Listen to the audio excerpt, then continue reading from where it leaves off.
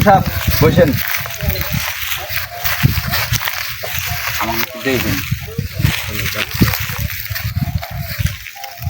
মেহেদি যার খেত নিছে হেকো তাড়াতাড়ি আসর গা, আমার আরেকখানে বিচার আছে।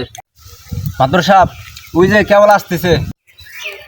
সালাম আলাইকুম মাদ্রাস সাহেব। আইসা বলছেন আমার তো আসছি একটু দেরি হয়ে গেল গা। বিচারে এত দেরি করে যাবো না। হ্যাঁ যা বসো।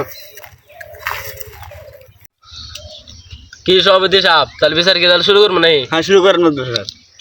কিরে মেহেদি তোর কি নে কি বেদল আছে কষে দিয়ে তাড়াতাড়ি। তাহলে মাদ্রাস সাহেব ওর খেতে আমি 1 বছর ধরে আদি আবাদ করি। এখন আমি খেতের আইল কাটছি, ও এসে আমার ঠেক দেয়।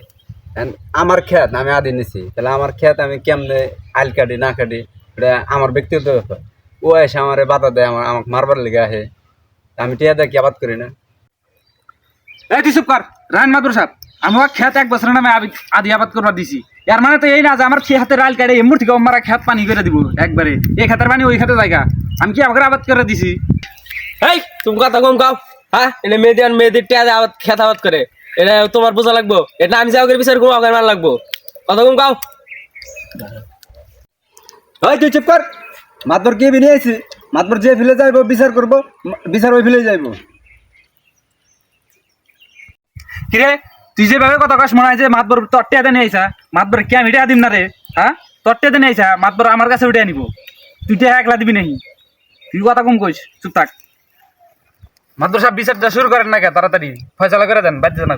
তাহলে সভাপতি সাহেব তাহলে বিচারে তো ব্যাক কিছু শুনলেন, তাহলে এখন বিচারের রায়টা কাক দিয়ে দেই। মেদিকে দিয়ে দেন। তাহলে তোর কথাবার্তা অনুযায়ী যে জিনিস দেখতেছি, তাহলে তোকে দুজন যদি খেত নেওয়া আসা করস তাহলে তোর মধ্যে মারামারি বাঁচবো। তাই এখন কি করবি, আর সামনের বছরে টিয়াটা নিয়ে খেত ঘুরা দিস। কিরে মেহেদি তাহলে আমি যে বিচার রায় দিলাম এটা কি তোর মত ঠিক আছে? হ্যাঁ মাতবর সাহেব, আপনি যে ফেলে বিচার নিয়ে যাবেন আমি ওই ফেলেই রাজি। কিরে ফিরোজ তুই কি তাহলে বিচারের মত ঠিক আছে তোর? মাদ্রাস সাহেব আপনি যে বিচার দিলেন বিচারটা বেশি